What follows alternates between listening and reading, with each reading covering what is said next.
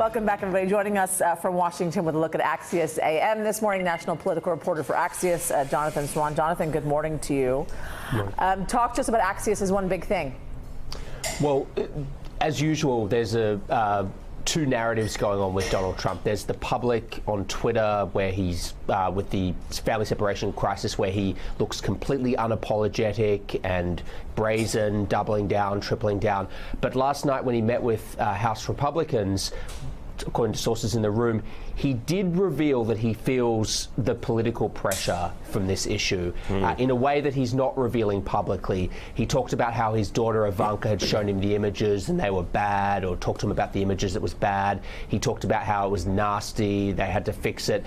And in that setting, he definitely didn't project the image of someone who thought that this particular issue was a political winner, which had been what you could have gleaned if you've been reading his Twitter feed.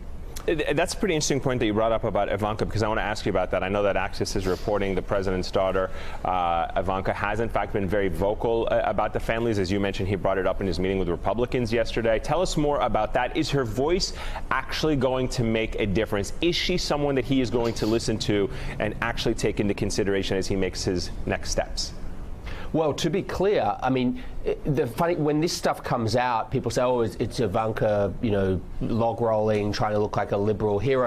This, I have neither spoken to Ivanka nor anyone close to her. The first we learned of this was from sources in the room last night. Trump himself brought this up. It doesn't surprise me. She does do this on just about every issue where, you know, she feels passionate about it. She's done it on the Syria strikes last year, climate change.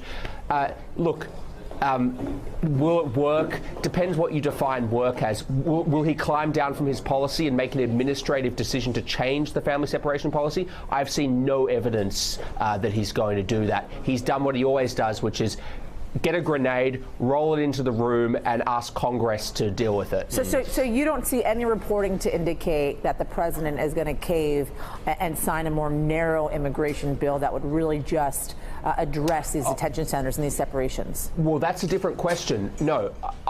He could very well sign something if Congress produces something. I'm saying I don't see any indication or evidence that he is going to order Jeff Sessions to change their policy. Remember, this is their discretion. They decided to enforce this zero tolerance policy. Is Trump going to come out tomorrow and say, you know what, we're not going to call it the zero tolerance policy, we're going to call it the kinder tolerance policy?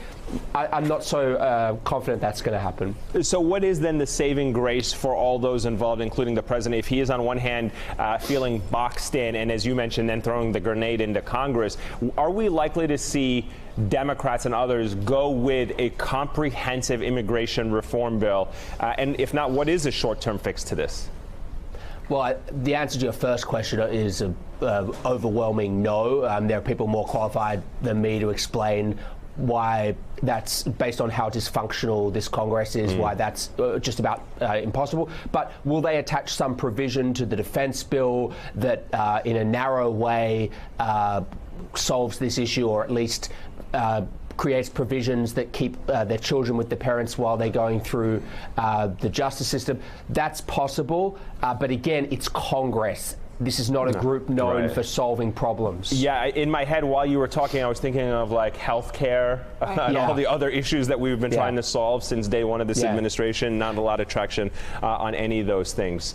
Jonathan Swan, let me ask you though, really quickly. You know, one of the things that kind of struck out yesterday following his dinner with the Republicans on the Hill, I should say, he headed to a dinner with an allied advocacy group where he riffed about the new embassy in Jerusalem. Slightly off topic here, but what did he claim that is making news in that dinner?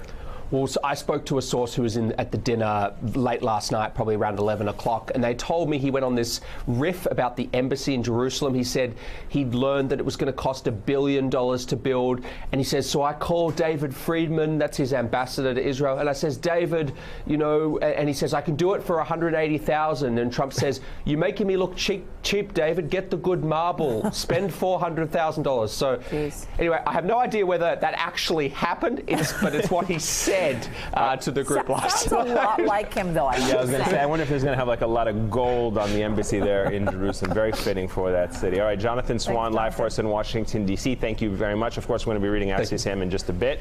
And to all of our viewers out there, you too can sign up for the newsletter by going to signup.axios.com. Hey there, I'm Chris Hayes from MSNBC. Thanks for watching MSNBC on YouTube. If you want to keep up to date with the videos we're putting out, you can click subscribe just below me or click over on this list to see lots of other great videos.